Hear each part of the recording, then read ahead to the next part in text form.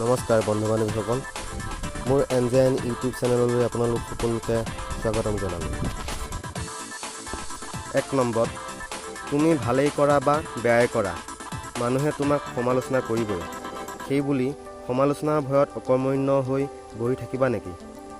এইষাৰ কথা Napoleon Bonaparte কৈছিলে।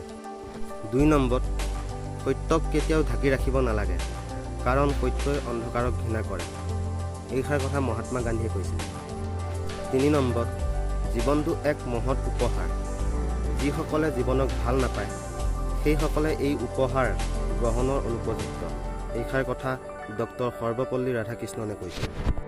4 নম্বৰ, ব্যক্তিগত অভিজ্ঞতাৰ অবিহনে মানুহে বহুতো প্ৰকৃত সত্যৰ সম্পূৰ্ণ অৰ্থ কেতিয়াও হৃদয়ংগম কৰিব নোৱাৰে। এইষাৰ কথা জন ষ্টুৱাৰ্ট মিলে কৈছিল। 4 নম্বৰ, জীৱনত আগুৱাই যাব বিচাৰিছা যদি বাস্তৱৰ সন্মুখীন হ'বলৈ শিকা।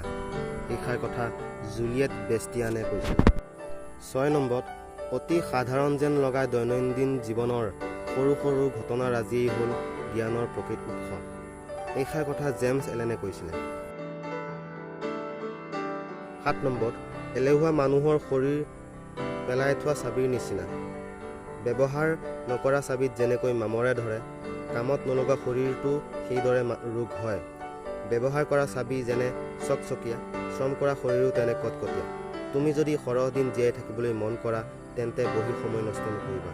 এইষাৰ কথা ৰিচাৰ্ডে কৈছিল।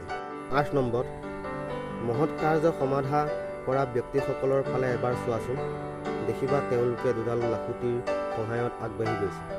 এডাল হ'ল উদ্যোগী মন আৰু আনডাল আদৰ্শ। এইষাৰ কথা ছেমুৱেল বাটলাৰে কৈছিল। 9 নম্বৰ, কৰ্মত সাফল্য লাভ কৰিবলৈ যিসকলে আগ্ৰহী তেওঁলোকে ইচ্ছাকৃতভাৱেই হওক বা অনিচ্ছাকৃতভাৱেই হওক পুৱাৰ পৰা গধূলিলৈকে একেৰাহে নিজৰ কামত লাগি থাকিব লাগিব।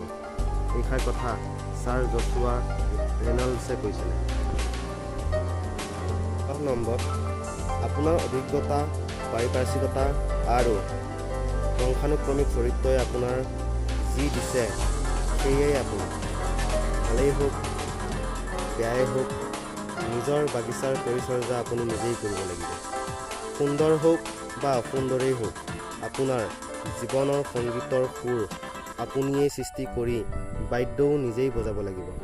এই কথাষাৰ ডেল কাৰ্নেগীয়ে কৈছিল।